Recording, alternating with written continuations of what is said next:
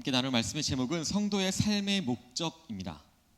우리에게 주어진 삶을 어떻게 살아가야 하느냐, 이것에 대한 삶의 목적과 목표에 대해서 성경은 우리에게 너무나도 확실하게 말씀해주고 있습니다.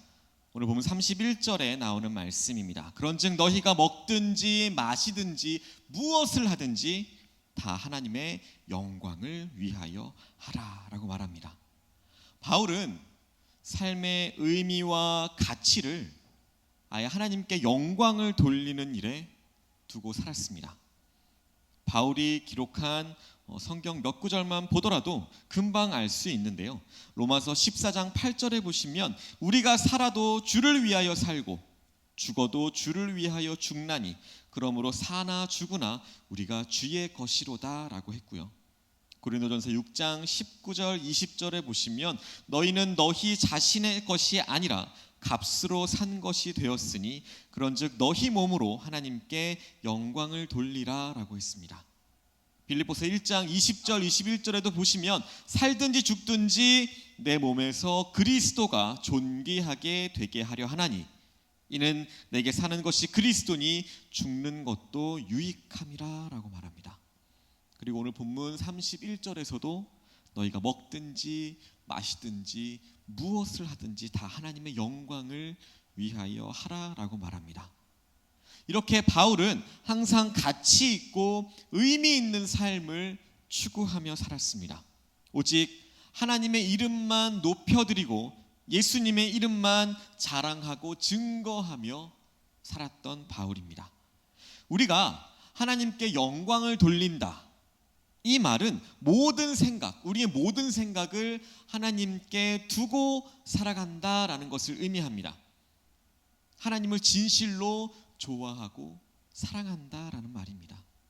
무슨 일을 하든지 하나님에 대한 생각으로 우리가 먼저 사로잡혀 있어서 그런 생각을 가지고 살아가는 것, 이것을 의미합니다.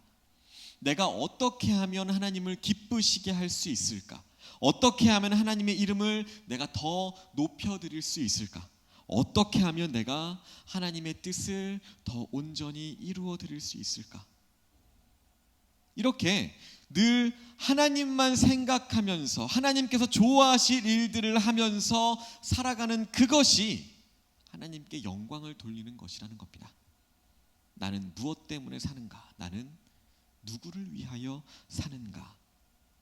이런 삶의 분명한 목표가 우리에게 있어야 한다는 것입니다. 우리가 살아가는 목적이 확실해지면 나에게 주어진 삶을 더 멋지게, 값어치 있게 살아갈 수 있다는 겁니다. 아무리 힘들고 어려워도 끝까지 참고 인내하면서 앞으로 조금씩 전진할 수 있다는 것입니다. 그래서 우리는 다른 어떤 것보다도 내가 왜 사는지, 내가 도대체 무엇을 위해서 사는지, 삶에 대한 목적이 분명해야 합니다. 이것을 바울이 고린도 교회 성도들에게 보내는 편지에서 분명하게 말씀하고 있습니다. 첫 번째로 먼저 성도는 하나님의 영광을 위해서 살아야 합니다. 31절에 보시면 아까도 말씀드렸지만 그런즉 너희가 먹든지 마시든지 무엇을 하든지 다 하나님의 영광을 위해서 하라라고 나옵니다. 이렇게 성도인 우리는 하나님을 기쁘시게 하는 삶을 살아야 합니다. 죄와 허물로 죽었던 우리를 살리시기 위해서 독생자 예수님을 세상에 보내서 십자가에 달려 죽게 하심으로 우리를 구원해 주신 하나님께 영광을 돌리도록 우리는 지음을 받은 존재들입니다. 하나님께서 이사야 선지자를 통해서도 이렇게 말씀해 주셨습니다. 이사야 43장 21절에 보시면 이 백성은 내가 나를 위하여 지었나니 나를 찬송하게 하려 함이니라 라고 말합니다. 하나님께서 우리를 구원해 주신 목적이 뭐라고 말하나요? 찬송으로 하나님께 영광을 돌리는 데에 있다라고 말하는 겁니다. 요한복음 11장 1절 이하에 보시면 예수님께서 나사로가 죽을 병에 걸렸다는 소식을 듣게 됩니다. 그때 나사로의 누이였던 마르다와 마리아가 슬픔에 잠겨서 사람들을 예수님께로 보내게 됩니다. 그때 예수님이 이렇게 말씀하십니다. 이 병은 죽을 병이 아니라 하나님의 영광을 위함이요 하나님의 아들이 이로 말미암아 영광을 받게 하려 함이다라고 말합니다. 우리가 지금 겪고 있는 모든 것이 다 하나님의 영광을 위해서라고 하는 말씀입니다. 이것을 안다면 우리는 반드시 승리할 수 있습니다. 예수님은 건강한 사람들뿐만 아니라 그렇지 못한 사람들까지도 하나님의 영광을 위해서 살아가는 존재들로 바라보셨다는 것입니다. 요한복음 9장에도 보시면 태어나면서부터 소경이 된 사람의 이야기가 나옵니다. 사람들이 예수님께 질문합니다. 이 사람이 소경된 것이 자신의 죄 때문입니까? 아니면 이 사람의 부모님들의 죄 때문입니까? 그때 예수님께서 이렇게 말씀해 주십니다. 그가 소경이 된 것은 자기의 죄 때문도 부모의 죄 때문도 아닌 그에게서 하나님이 하시는 일, 즉 하나님의 영광을 받으시게 하기 위해서다라고 말씀하십니다. 오늘 예수님께서 저와 여러분들을 바라보시는 것도 마찬가지입니다. 이런 점에서 우리 인생은 절대로 시시하지 않습니다. 하나님께서는 우리를 그냥 이렇게 힘들게 살다가 죽어버리면 그만인 그런 하찮은 존재들로 만들지 않으셨습니다. 우리는 모두가 다 하나님께 영광을 돌리는 삶을 살도록 지음을 받았다는 것입니다. 이것을 깨달을 때에 우리의 삶에 정말로 놀라운 일들이 일어나게 됩니다. 나같이 부족한 사람이 하나님의 영광을 위해서 살게 되다니. 이런 벅찬 삶의 감동과 보람과 기쁨을 발견하게 된다는 겁니다. 바울이 바로 그런 사람이었습니다.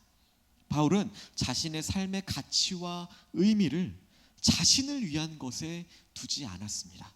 오직 하나님께 영광을 돌리는 일에 두고 살았습니다. 내가 살아도 주를 위하여 살고 죽어도 주를 위하여 죽나니 그러므로 사나 죽으나 내가 주의 것이로다. 이것이 어떤 의미인가요? 내가 무엇을 하든지 하나님께 영광을 돌리기 위해서 살겠다라는 바울의 고백입니다. 이것처럼 우리도 바울처럼 무엇을 하든지 일을 하든 공부를 하든 사업을 하든 교회에서 봉사를 하든 운전을 하든 운동을 하든 다 하나님의 영광을 위해서 살고 하나님의 영광을 위해서 죽을 수 있는 성도들이 되어야 한다는 것입니다. 왜냐하면 우리는 독생자 예수 그리스도의 그 보배로운 피값으로 하나님의 자녀가 되었기 때문입니다. 우리가 즐겨 부르는 찬양의 가사죠. 이제 내가 살아도 주 위에 살고 이제 내가 죽어도 주 위에 죽네. 사람이 어떤 일을 하기 위해서 완벽하게 계획을 세우고 정말 철저하게 진행한다고 할지라도 그것이 다 성공하는 것은 아닙니다. 사람의 생각으로 사람의 예측에는 모든 것이 잘 될 것 같고 성공할 것 같지만 그 결과가 오히려 실패로 끝나버리는 경우들도 많이 있다는 겁니다. 우리가 실패하게 되는 가장 큰 이유를 말한다면 우리에게 바울과 같은 마음의 자세가 되어 있지 않기 때문입니다. 우리가 어떤 일을 하든지 하나님께 영광을 돌리겠다라는 자세로 나아간다면 하나님께서 우리의 부족함과 연약함을 미리 아시고 도와주십니다. 우리가 일하고 수고한 대로 먹고 마시면서 행복하게 살아갈 수 있도록 채워주시고 도와주신다는 것입니다. 우리가 예수님을 믿고 그리스도인이 되었다라는 말은 우리 인생의 목표가 바뀌었다라는 말입니다. 예수님을 만나기 이전에는 세상에서 성공하고 내가 출세하고 돈을 많이 버는 것이 목표였다면 지금은 예수님이 내 인생의 새로운 목표가 되었다는 것입니다. 내가 예수님을 알기 전에는 세상 것들을 더 많이 의지하고 사람들을 더 믿고 의지하면서 살았는데 지금은 오직 예수님만 믿고 의지하면서 살아가게 되었다라는 뜻입니다. 그래서 바울은 빌립보서 1장 20절 21절에서 살든지 죽든지 내 몸에서 그리스도가 존귀하게 되게 하려 하나니 이는 내게 사는 것이 그리스도니 죽는 것도 유익함이라 라고 고백하는 것입니다. 화가가 좋은 그림을 그리기 위해서는 모델이 좋아야 되고요, 또한 그리려는 풍경을 잘 선택해야 할 것입니다. 우리 인생도 마찬가지입니다. 우리 인생이 성공하기 위해서는 모델을 잘 선택해야 합니다. 실패한 사람을 인생의 모델로 삼으면서 내가 성공하기를 바란다거나, 미래가 없는 모델을 바라보면서 내가 미래를 꿈꾼다면 그것처럼 어리석은 일이 있을까요? 결국에는 썩어지고 없어질 세상의 가치관이나 권력, 또 즐거움들이 우리 인생의 목표가 될 수는 없다는 것입니다. 바울은 오늘 본문 11장 1절에 보시면 아주 자신 있게 이야기합니다. 내가 그리스도를 본받는 자가 된 것 같이 너희는 나를 본받는 자가 되라. 과연 누가 이 말을 이렇게 쉽게 할 수 있을까요? 이것은 결코 아무나 할 수 있는 말이 아닙니다. 바울이 그렇게 누가 보아도 객관적으로 완전한 삶을 살았기 때문에 이렇게 말하고 있는 것이 아닙니다. 모든 일을 사랑으로 하려고 노력했던 그런 바울 자신을 본받으라라는 것입니다. 예수님을 닮기 위해서 그토록 노력했던 바울, 예수님께 붙잡힌 바 되어서 세상의 모든 것을 배설물처럼 여기고 오직 예수님만 믿고 예수님만 향하여 믿고 달려갔던 바울 자신의 모습을 본받아라 라고 하는 말씀입니다. 예를 들면 여기 있는 이 마이크가 존재하는 목적, 이것은 소리를 잘 전달하기 위함입니다. 이것이 마이크의 사명입니다. 이것을 감당하지 못한다면 이것을 제가 지금 들고 있을 이유가 없는 것입니다. 꽃이 사람들에게 아름다움과 향기를 주기 위해서 존재하듯이 그 의미를, 그 역할을 잃어버린다면 그것은 그냥 떨어지면 지저분해지는 그런 것들만, 그런 역할만 할 것입니다. 목적을 잃어버리면 존재할 이유나 가치도 잃어버리게 된다는 것입니다. 예수님은 교회와 성도들을 향해서 너희는 세상의 빛이요 소금이다 라고 말씀하셨습니다. 만약에 소금이 그 맛을 잃어버린다면, 음식에 들어가서 그 안에 녹아지지 못하고 맛을 내지 못한다면 결국에는 버려져서 사람들의 발에 짓밟히게 된다라고 말합니다. 빛을 높은 곳에 두고 사용해야지 말 아래 두면 소용이 없습니다. 이것처럼 성도들은 곧 빛이요 소금이다라고 예수님께서 말씀하신 것입니다. 삶의 목표와 의미를 상실하게 되면 그것이 뭐가 되었든, 사람이 되었든 기계가 되었든 교회가 되었든 성도들이 되었든 결국에는 그것이 존재하는 목적과 가치를 잃어버리게 됩니다. 목사는 목사로서, 또한 장로는 장로로서, 권사는 권사로서, 집사는 집사로서, 또한 교사는 교사로서 존재하는 목적을 다 가지고 있습니다. 가정에서 아버지가 존재하는 목적이 있습니다. 어머니가 존재하는 목적도 있습니다. 아들은 아들로서, 딸은 딸로서 존재하는 이유와 목적이 있다는 것입니다. 그러면 오늘 본문에서 바울이 성도들에게 자신의 삶에서 구체적으로 하나님께 영광을 돌려야 할 영역이 뭐라고 말하고 있나요? 먼저는 먹는 일에 대해서도 하나님께 영광을 돌리라고 했습니다. 여기서 먹는 일이라고 하는 것은 이 당시에 그 문화로 말하자면 그 우상의 제물까지도 포함하는 것입니다. 하지만 단순히 먹는 음식에만 국한된 것이 아니라 먹고 살기 위해서 하는 모든 것을 포함하고 있는 내용입니다. 사람은 누구나가 다 먹어야 살 수 있습니다. 어린아이건 노인이건 모두가 다 먹어야 살아갈 수 있습니다. 우리가 먹고 살기 위해서는 열심을 내야 합니다. 무슨 일이 되었든지 항상 최선을 다해야 합니다. 그리고 하나님께 영광을 돌리기 위해서 하라는 것입니다. 또 마시는 일에 있어서도 하나님께 영광을 돌리라고 말합니다. 요즘에는 또 더워서도 그렇고 또 평범하게는 식후에 맛있는 것을 많이 찾게 됩니다. 그것이 뭐가 되었든지 술이나 담배나 뭐 이런 것들이 아니면 뭐 게임이나 오락이나 뭐 운동까지도 많이 찾게 됩니다. 그런 것들을 적당하게 해야겠죠. 하지만 거기에 너무 푹 빠져서 중독되어 있듯이 하게 되면 안 된다는 것입니다. 운동이나 등산 이런 것이 건강에 아무리 좋다 한들 그것이 중요하다고 해서 주의를 범하면서까지 그것들에 빠져 있다면 그것은 하나님께 영광을 돌리는 것이 아니라는 것입니다. 소요리문답 제1문에 나오는 내용, 사람의 제일 되는 목적이 하나님을 영화롭게 하는 데에 있다라고 말합니다. 우리가 무엇을 하든지 하나님의 영광을 생각하면 우리의 삶의 기준이 더 확실해진다는 것입니다.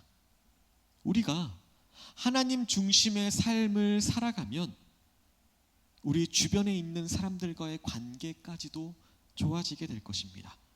주변에 있는 사람들과의 관계가 좋아지면 막혔던 일, 꼬였던 일들도 잘 풀리게 될 거고요. 생각지도 못했던 그런 귀한 은혜도 누리게 될 겁니다. 그렇게 결국에는 하나님께서 주시는 복을 하나님께서 허락해 주신 우리의 주변 사람들을 통해서 누리게 될 것입니다. 이처럼 영혼이 잘됨 같이 범사에 잘되고 강건해지는 귀한 복과 은혜를 누리시기를 소망합니다. 두 번째로, 성도는 교회 안에서 걸림돌이 되지 말아야 합니다. 32절에 보시면 유대인에게나 헬라인에게나 하나님의 교회에나 거치는 자가 되지 말고 라고 했습니다. 제가 어릴 때나 아니면 뭐 요즘에도 봐도 체육대회를 하다 보면 거의 제일 마지막으로 어떤 걸 하죠? 계주 같은 달리기 경주를 하게 됩니다. 열심히 뛰다가 서로 부딪히거나 미끄러지거나 뭐 다리가 걸려서 넘어지는 경우도 있습니다. 그럴 때는 1등은 고사하고 그 달리는 주자에게 남는 건 상처만 남게 됩니다. 그런데 우리를 걸려서 넘어지게 하는 이 걸림돌이 우리가 걷는 길에나 우리가 달리는 운동장 이런 곳에만 있는 것이 아닙니다. 우리의 가정에도 우리를 걸려 넘어지게 하는 걸림돌이 얼마든지 있을 수 있습니다. 우리의 교회 안에도 얼마든지 있을 수 있습니다. 우리가 그런 걸림돌이 되어서 하나님의 일을 방해하는 일이 절대로 없게 하라는 것입니다. 이번 중고등부 수련회에서 특별히 뭐 많은 프로그램들을 진행을 했는데요. 그 중에 기억에 남는 게 하나가 공동체 훈련이었습니다. 이제 각 조의 학생들이 준비된 장소들로 이동을 하면서 그 장소마다 정해진 미션을 수행하는 것이었습니다. 이번 수련회의 주제가 나 혼자 못 산다라는 것이었기 때문에 이제 각 장소들마다 이웃을 사랑하기 위해서 내가 무엇을 내려놓아야 하는지, 나에게서 무엇을 빼내야 하는지 그것에 대한 미션들로 준비를 했습니다. 첫 번째 코스에서는요, 우리의 그 이웃에 대한 범위를 좀 더 넓히기 위해서, 확장시키기 위해서 학생들 각자의 신체 중에 하나씩을 사용하지 못하게 했습니다. 그러면서 장애를 가진 이웃들을 다시 한번 생각해 보는 그런 미션을 수행했고요. 두 번째에서는 이웃을 사랑하기 위해서 자신의 욕심을 내려놓아야 한다라는 내용의 미션을 수행했습니다. 세 번째에서는 이웃을 사랑하려면 개인주의를 내려놓아야 한다라는 내용으로 조원 전체가 합력해서 해야만 성공할 수 있는 미션들을 준비를 했습니다. 그리고 이제 클라이막스였던 이 네 번째 코스, 나 자신을 겸손하게 죽이지 않으면 이웃을 사랑할 수 없다. 이것을 강조하기 위해서 우리 고등부 선생님께서 직접 만들어주신 관에 들어가는 체험을 했습니다. 이 관을 어디에 놓고 이 프로그램을 진행해야 하는지 계속 고민을 했는데요. 그런데 이제 해체된 관들을 가져가서 이제 조립을 해서 사용하려고 했거든요. 조립을 하시다가 정말 기도원 안에 있는 최적의 장소를 선생님들이 발견을 해주셨습니다. 바로 여기입니다. 사진 잠깐 보여주시겠어요? 네, 기도원 로비입니다. 관이 저렇게 있고요. 그리고 앞에 그림이 있습니다. 저 그림이 어떤 그림이냐면, 다음 그림이요. 다음 사진이요. 네, 예수님께서 물에 빠진 베드로에게 손을 내미시는 장면입니다. 네, 사진 넘겨주세요. 네, 저 관에서 누웠다가 상체를 일으키면 내 앞으로 손을 내밀고 계시는 예수님이 보이는 거예요. 저 관을 또 보시면 아시겠지만 그냥 대충 만든 관이 아닙니다. 다 철저히 계산하시고 샘플로 만들어 주셔갖고 또 다 이제 피드백을 요구하시고, 원래는 이제 관을 만들어 가서 프로그램을 진행하고 이제 해체해서 적당히 이제 캠프파이어 때 땔감으로 쓰려고 했습니다. 그런데 마지막 날에 저 기도원을 관리하시던 목사님이 저 관을 자기들이 쓸 테니까 꼭 두고 가달라 이렇게 말씀하셔서 특별히 기증을 하고 왔습니다. 아무튼 이웃을 사랑하기 위해서는 우리가 무엇을 내려놓아야 한다, 우리가 무엇을 빼내야 한다, 이것을 학생들이 배우는 귀중한 시간이었습니다. 빼야 합니다. 내려놓아야 합니다. 욕심이건 개인주의이건 내 체면과 내 교만이건 그런 것들을 나에게서 빼내어야 나 자신을 사랑하듯, 아니 나보다 이웃을 더 사랑할 수 있는 것입니다. 우리가 악기를 연주하거나 새로운 운동을 배울 때 가장 기본이 되는 것이 나에게서 힘을 빼는 것입니다. 피아노를 치거나 아니면 탁구나 골프나 이런 운동들을 할 때 불필요하게 들어간 힘을 빼야 하고, 또 수영을 하기 위해서는 온몸에 힘을 빼야 물에 뜰 수 있는 것입니다. 이처럼 하나님의 일을 할 때에도 우리의 목에 힘이 잔뜩 들어가 있는 사람은 하나님께서 절대로 쓰시지 않는다는 것입니다. 하나님이 우리를 쓰실 때에 우리 힘이 다 빠질 때까지 기다리십니다. 그래도 힘이 빠지지 않으면 우리를 고난 속에 집어넣기도 하십니다. 이런 연단의 과정을 통해서 힘을 다 뺀 다음에 우리를 사용하시는 것입니다. 나는 아무것도 아닙니다. 내 힘으로는 도저히 할 수가 없습니다. 주님 도와주십시오. 이렇게 고백할 때에 하나님께서 우리를 들어서 사용해 주신다는 것입니다. 그 대표적인 사람이 바로 모세입니다. 모세의 처음 40년 자신이 대단한 줄 알았습니다. 애굽에서의 누렸던 그 권세들과 그 젊음의 혈기, 그것만 가지고 자신의 동족을 구원하려고 했습니다. 하지만 하나님은 움직이지 않으셨습니다.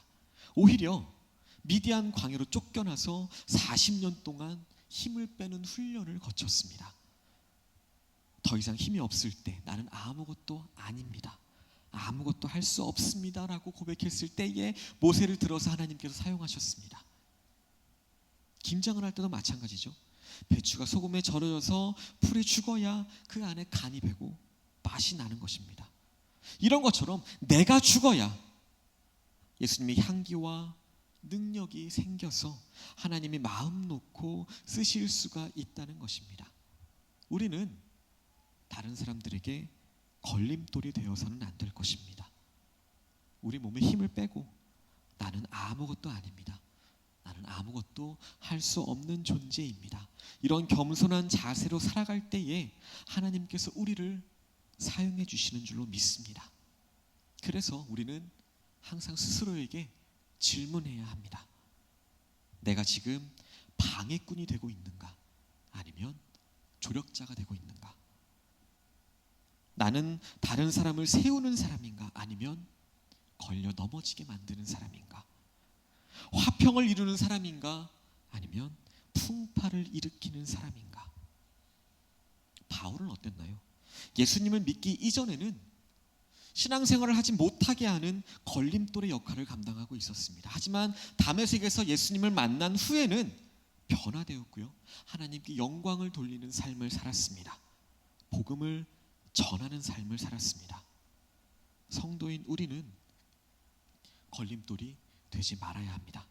방해꾼, 다른 사람들의 신앙을 방해하는 그런 사람이 되지 말아야 합니다. 할 수만 있다면 양보해주고 참아주고 기다려주고 다른 사람들에게 유익을 주는 삶을 살아야 합니다. 하나님께서 우리에게 주신 삶을 정말 유익하게 살아가시는 그런 저와 여러분들 되시기를 소망합니다. 세 번째로 성도는 영혼을 살리는 삶을 살아야 합니다. 33절에 보시면 나와 같이 모든 일에 모든 사람을 기쁘게 하여 자신의 유익을 구하지 아니하고 많은 사람의 유익을 구하여 그들로 구원을 받게 하라라고 말합니다. 성도는 자신의 이익보다는 다른 사람들을 유익하게 하는 삶을 살아야 합니다. 그것이 그렇게 살아가야 하는 이유는 영혼 구원을 위해서라고 말합니다. 우리도 그러한 삶을 살아야 합니다. 그것이 진짜 사랑인 것입니다. 우리가 무엇으로 사람을 세우고 무엇으로 사람을 무너지게 만들까요? 바로 우리가 하는 말을 통해서입니다. 내가 무심코 던진 한마디, 이 한마디가 이웃에게 격려와 위로와 힘을 주기도 합니다. 하지만 반대로 그들에게 잊을 수 없는 상처를 안겨주기도 합니다. 예전에 전화국에서 사람들이 무슨 말을 가장 많이 사용하는가 이것을 조사를 했는데요. 어떤 말일까요? 바로 나라는 말입니다. 나라는 말을 제일 많이 사용하더랍니다. 대부분의 사람들이 나를 중심으로 하는 삶을 살아간다는 겁니다. 내 자녀, 내 가족, 내 교회, 내가 속한 공동체를 우선해서 살아간다는 것입니다. 내가 아니고 남을 위해서 살아가는 것, 이것이 가장 가치 있는 삶일 것입니다. 남을 위해서 산다는 것, 이것은 나를 희생하는 것입니다. 나를 포기하지 않으면 남을 위해서 살아갈 수 없다는 것입니다. 예수님께서 그런 삶을 사셨습니다. 한 번도 자기 주장을 내세우거나 자신의 유익을 위해서 살지 않으셨습니다. 내 뜻대로 마시옵고 아버지의 뜻대로 하옵소서, 이렇게 기도하신 분이셨습니다. 철저하게 희생하는, 철저하게 헌신하는 삶을 사셨습니다. 우리를 위해서 모든 것을 버리셨습니다. 하늘 보좌도 내려놓으셨고 가장 낮은 자리까지 내려가셨습니다. 머리에는 가시면류관, 채찍에 맞으셨고 온갖 욕설과 조롱과 수치를 당하셨습니다. 그리고 더 이상 버릴 것이 없는 죄인의 자리까지 내려가셔서 결국에는 십자가에 달려 돌아가셨습니다. 예수님의 삶은 완전히 타인을 위한 그런 삶이셨습니다. 우리도 이렇게 예수님처럼 살아야 합니다. 우리도 예수님처럼 타인에게 베푸는 삶을 살아야 합니다. 받는 것보다 주는 것이 더 복되다라고 성경은 말씀합니다. 이런 찬양도 있죠. 나의 일생에 꿈이 있다면 이 땅에 빛과 소금 되어 가난한 영혼, 지친 영혼을 주님께 인도하고픈데 그러나 나는 주는 것보다 받는 것 더욱 좋아하니. 가장 가치 있는 삶은 나누어 주는 삶입니다. 바울이 그렇게 살았습니다. 고린도전서 9장 19절에 보시면 내가 스스로 모든 사람에게 종이 된 것은 더 많은 사람을 얻고자 함이라 라고 했습니다. 이것이 오늘날 우리에게도 필요한 자세입니다. 교회와 성도들이 나의 유익을 구하지 않고 다른 사람들의 유익을 구하면서 살아갈 때에 거기서 감동이 나오고 거기서 기쁨이 나오고 거기서 사랑이 나오고 거기서 섬김이 나오고 거기서 열매가 나와서 구원을 이루게 되는 줄로 믿습니다. 저와 여러분들은 먹든지 마시든지 무엇을 하든지 하나님의 영광을 위해서 살아가는 복된 인생이 되시기를 소망합니다. 또한 저와 여러분들은 교회 안에서 타인의 신앙을 가로막는 걸림돌이 되는 것이 아니라 더 많은 사람들을 구원의 자리로 이끄는 디딤돌의 역할을 감당하시기를 소망합니다. 그렇게 살다 보면 분명히 반드시 어려움도 있고 아픔도 있고요, 고난도 찾아올 것입니다. 때로는 의도치 않은 유혹과 핍박들이 몰려올 것입니다. 누구 한 사람, 나를 위로해 주는 사람이 없을 수도 있습니다.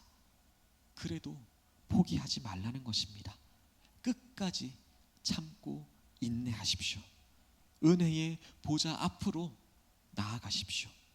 날마다 십자가를 꽉 붙들고 처음에 가졌던 그 믿음, 처음에 보여주었던 그 사랑, 처음에 품었던 그 소망을 가지고 한 분도 빠짐없이 모두가 마지막까지 승리하시는 저 여러분들 되시기를 예수님의 이름으로 소망하고 축복합니다.